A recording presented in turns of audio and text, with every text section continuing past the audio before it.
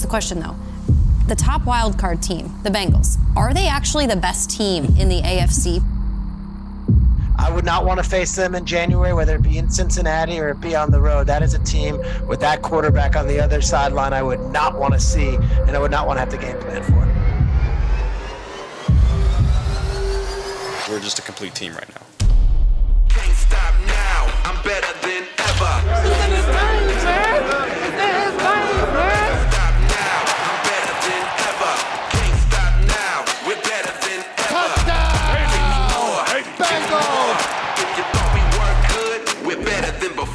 Intercepted.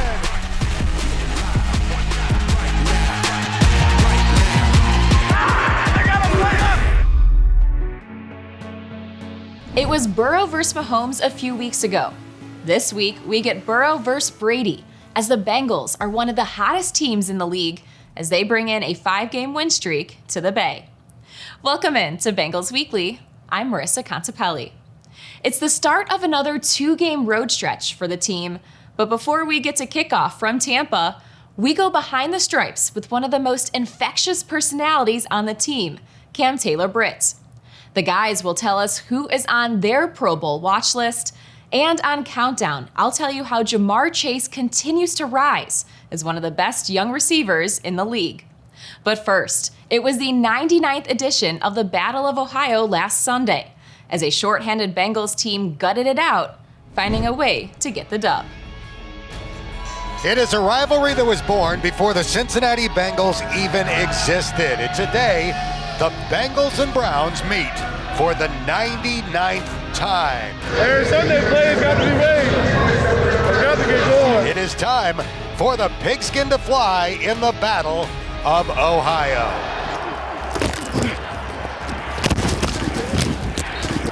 Woo! From the 19-yard line, play fake. Running out of time now, and flips it behind him to Njoku. Probably not the way that one was drawn up. Watson back to throw. Finish. Now scrambling, and he'll be sacked by Sam Hubbard at the 20-yard line. On 2nd and 10, Burrow. This side of the field, complete to Chase and pushed out of bounds. Hunter goes down. This one's going to benefit the Bengals. 9:50 left in the second quarter. Burrow extends the hands, catches a high snap from the pocket, throws for the end zone. Nice. Chase has it. Touchdown! Nice. Bengals as Chase does the gritty on the back line of the end zone, and the Bengals score first. Well, that was a dart between two defensive backs. And this is Chubb. And Chubb has not been able to get anything going of any consequence on the ground. Mike Hilton making that tackle. Woo-hoo! Yeah! Woo-hoo! My butt is on fire. First and goal at the 6. Shotgun snap. Burrow hands it to Pirine. Samaje breaks the tackle and runs into the end zone. Baby. What a run by Samaje Pirine. At the half, Cincinnati 13, Cleveland 3. Burrow catches a high snap. Now it's a flea flicker. Burrow's going to throw it deep. He's got a man open. Over the shoulder catch. Trenton Irwin at the 6. Touchdown. Toddy! Watson fakes, looking to throw, fires downfield, intercepted. It's picked off by Jesse Bates, and he goes out of bounds at the 42-yard line.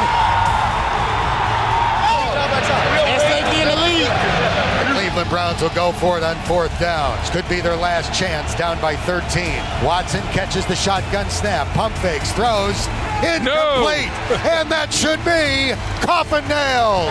The round 2 of Battle of Ohio goes to the Cincinnati Bengals. Yeah, boy!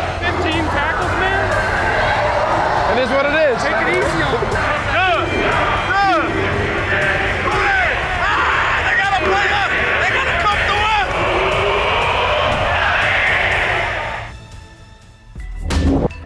The Bengals defense was better together in the win over the Browns. On a day the team needed to lean on the defense, Lou Anarumo's unit rose to the challenge. The Browns entered Week 14 averaging 150 rushing yards per game, but the Bengals D held Pro Bowler Nick Chubb to just 2.4 yards per carry and 34 total rushing yards. Hill has him in the backfield, and the Bengals will tackle Chubb at the 42 for a 4-yard loss. As a team, the Bengals recorded an 82.8 PFF grade against the run, their second highest grade of the season, as DJ Reader's 90 grade against the run was the 5th highest among all defenders for the week, as the Bengals held the Browns to a season-low 10 points. The Bengals defense is better together. Brought to you by Fifth Third Bank. Coming up next, we sit down with a rookie who continues to impress and come up big in crucial moments. We go behind the stripes with Cam Taylor-Britt when we return. Bengals Weekly is brought to you by Paycor, proud to be the official HR software provider of the Cincinnati Bengals. And Kettering Health, the official healthcare provider of the Cincinnati Bengals.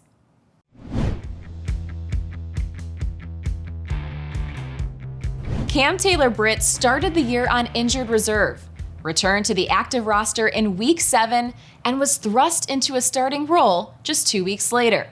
CTB has lined up opposite some of the best receivers in the league, but the pressure, well, it hasn't fazed the rookie. Every time that you do run out of that tunnel, it's a different feeling. It's like, wow, I'm really here. Cam is a ball of energy. Very, very positive young man, very smart. I think his teammates are extremely important to him. I've always been this way. I don't think it's ever going to change. I'm always kind of the light in the room as far as, just I'm a people person. When I was on IR, just the impact that I was starting to give off with the energy there, trying to, just pick him up. I couldn't do anything else, as far as on the field wise, but one thing I could do was just bring that energy to the team. I love the fact that he's excited about what he's doing. I love the fact that he loves to bring positive energy when he comes in the building. Anytime I can add fuel to that fire, I will. Catches a shoulder high snap, throws a fade. Donovan Peoples-Jones broken up by Cam Taylor-Britt. Nice. He's a competitor. He's intense, he's tenacious, he's physical, he's relentless. To attack the field like he does, he plays with no fear. I'm not afraid to come up and hit, but the ball is in the air. I'm very athletic and I can go get the ball as well. And he's confident. I would say that's the main thing that you see on the field when he's playing. Somebody who's learning on the fly and, somebody who's not making the same mistake twice. I play quarterback. I feel like you have to have confidence. It's kind of stuck with me throughout the whole way. So, I feel like it's great to have confidence at corner. You got to feel like you're that dog and nobody can do nothing with you.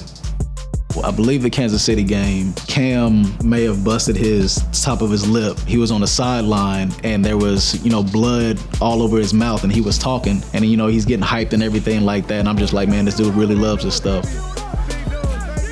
You just really have to be ready for anything at this point, especially, in the NFL. You just do the hard work and, everybody else will see. Cam Taylor-Britt. Yes, sir.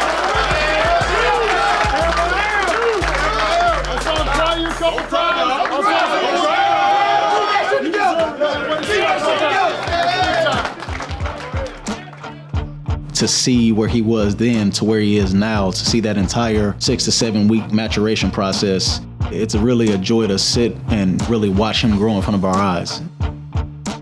I feel like he's getting better every week. First starting off with the Falcons game, I was really rusty, but I feel like, every week I got better and better, just going out there and trying to play my best ball. You're either adding value to people's lives or you're subtracting from people's lives, and he adds value by just being positive. I love working with him. I love who he is as a person. I'm extremely happy to see the success that he is having, but I'm even more excited about what the future holds for him. I just want to, do what's best for this team and, just put my effort out there every game and just do my part to the best of my ability. I'm still walking on the field like, yeah, we're really here. So, it's just a dream come true.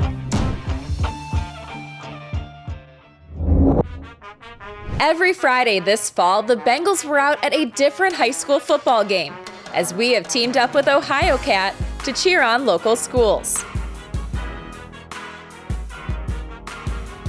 Students and fans had the chance to win great prizes, including passes to attend a closed practice this season. Rule your school and be on the lookout for Friday night stripes, as the Bengals and Ohio Cat could be coming to your game next fall. A handful of Bengals are vying to make the Pro Bowl for the first time. Coming up next, Dan, Dave, and Jeff take a look at 3 guys who are worthy of the honor. Stay with us here on Bengals Weekly. Bengals Weekly is brought to you by Fifth Third Bank, the official bank of the Cincinnati Bengals, and your local Kia dealers. Visit kia.com to discover movement that inspires.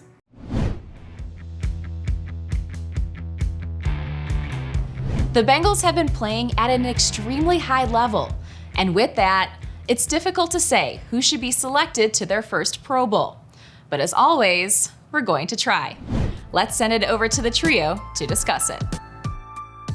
For the purposes of this Who Day conversation, we're going to pick out 3 guys that we think are worthy of being first-time Pro Bowlers. Lap, you go first. Alex Kappa, Ted Karras were targets in free agency, veteran offensive linemen. They're both playing in an extremely high level, but at 6'6", 310 pounds with length and strength, Alex Kappa is an elite pass protector. His abilities kind of remind me of Max Montoya. He's creating firm and deep pockets with time and space for Joe Burrow to see the entire field, make game-winning decisions and throws, and he's also winning at the line of scrimmage in the run game. Former Buccaneer and Super Bowl winner Alex Kappa going back to Tampa Bay and playing like a Pro Bowler in so doing. All right, we've got an offensive lineman. What about you, Butch? In 2020, the Bengals made Joe Burrow their first draft pick of the decade. They made DJ Reader their first free agent signing of the decade. You can make the argument that DJ has meant as much to the defense as Burrow has meant to the offense. When he's on the field, they just don't give up the run. Out of the 6 biggest run games the Bengals have allowed since he's been here, he hasn't been in 5 of them. But look what's happened this year. He missed 6 games. When he came back, the Bengals have been giving up 1 yard fewer per rush. He makes a difference. But you can make the argument about Jesse Bates, Von Bell, my guy today, DJ Reader makes a difference. All right. I'm reminded of something that Chris Collinsworth said earlier this year. He said, Sam Hubbard is one of the best football players I've seen in the NFL on tape this year. The defensive ends that get picked for the Pro Bowl are usually the top pass rushers, and Sam has 6.5 sacks and is tied for 9th in the league with 20 quarterback hits. But he's Pro Bowl worthy because of his all-around excellence. Sam is one of the league's best run stoppers. He's tied for 6th among defensive linemen in solo tackles. Plus, he's versatile, frequently lining up like a middle linebacker to confuse the quarterback. They are 3 of the many worthy Pro Bowl candidates on this roster. And they're all linemen. Bengals have been winning games in the trenches, offensive and defensive linemen. That's where it starts right there. Says former Bengals guy Dave Lapham. A good call in this week's Who Day conversation.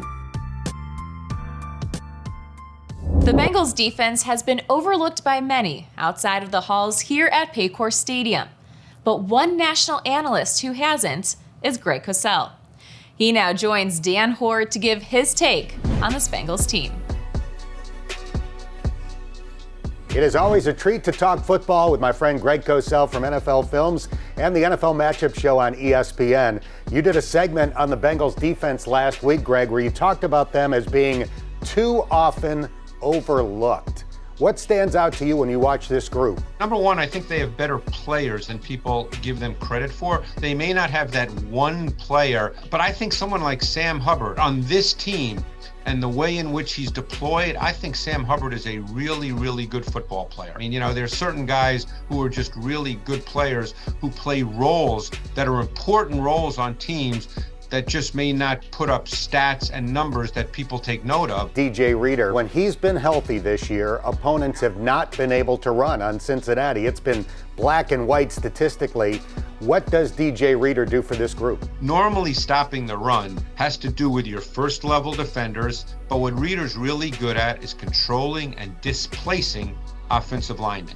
and that's essential in stopping the run. When your interior D lineman can do that kind of thing, it really allows your linebackers to play faster, because now they don't have to wait and see what's happening. They can immediately react. Lou has done a pretty remarkable job of confusing some great quarterbacks. Are there any unique concepts or anything he is becoming known for as a defensive coordinator? I don't know if there's a Lou Anarumo concept that we immediately say that's his thing. He has a really good feel for opposing offenses, how to get them into perhaps a limitation, and I think he does that really well on a week-to-week basis. So the Bengals are looking for win number 6 in a row. What are a few keys in your mind to Sunday's game? Anytime you're talking about the Bengals, we know that the pass game kind of drives it more often than not. They're going to have to make plays in the pass game. I think they can. Now, the key is protection. The Bucs can rush the quarterback, and Bowles is a blitz defensive coach. So there is going to be pressure concepts that they have to deal with. So I think throwing the ball, they will have to throw it,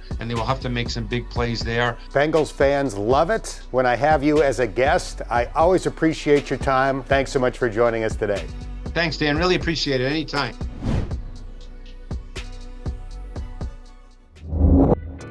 An apple a day keeps the ball away. Coming up next, I'll tell you how locked down Eli Apple has been in the Bengals secondary. Stay with us here on Bengals Weekly. Bengals Weekly is brought to you by AltaFiber, proud to be the official internet provider of the Cincinnati Bengals. And Betfred, the official sports betting partner of the Cincinnati Bengals. Join Dan Horde and Dave Lapham Wednesday nights for the Bengals Game Plan radio show live, presented by Bud Light. Visit Bengals.com/gameplan for a list of locations each week.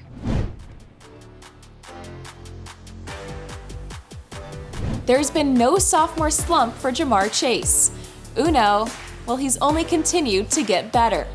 Chase is on pace to break 1,000 receiving yards again, which would just be another accolade to his lengthy resume.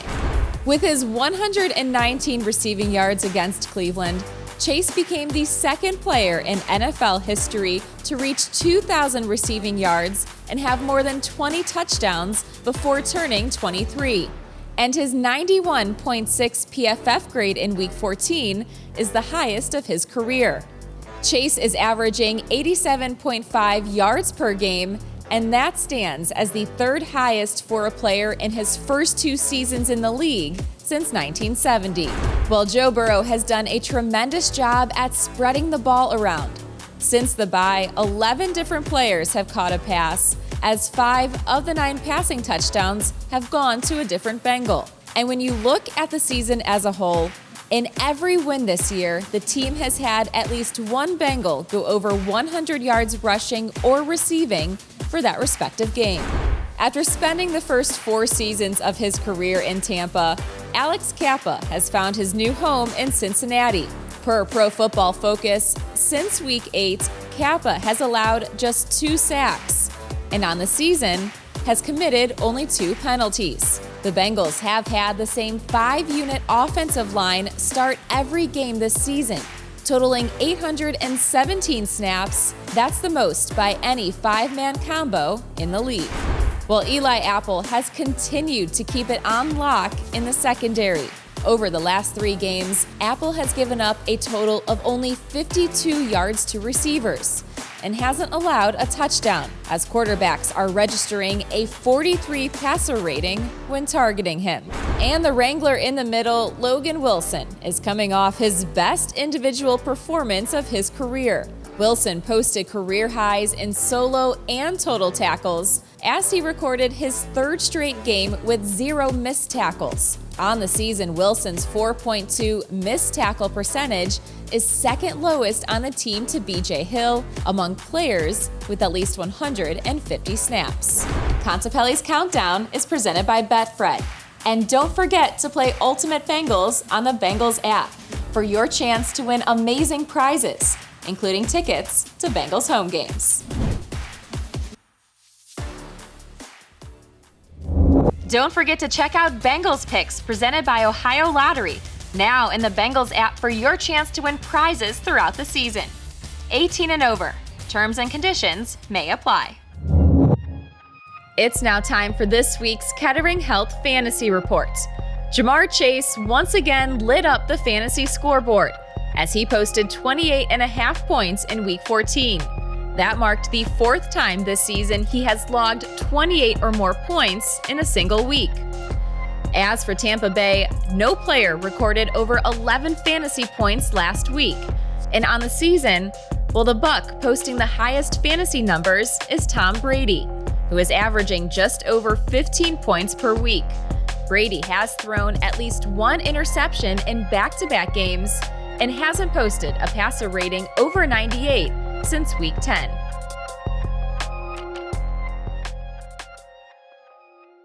Thanks for tuning in to Bengals Weekly. Kickoff between the Bengals and the Bucks is coming up. For Dan Horde, Dave Lapham, Jeff Hobson, and our entire crew, I'm Marissa Contipelli. We'll see you next week. Bengals Weekly was brought to you by AltaFiber, proud to be the official internet provider of the Cincinnati Bengals. Paycor, proud to be the official HR software provider of the Cincinnati Bengals. And Kettering Health, official healthcare provider of the Cincinnati Bengals.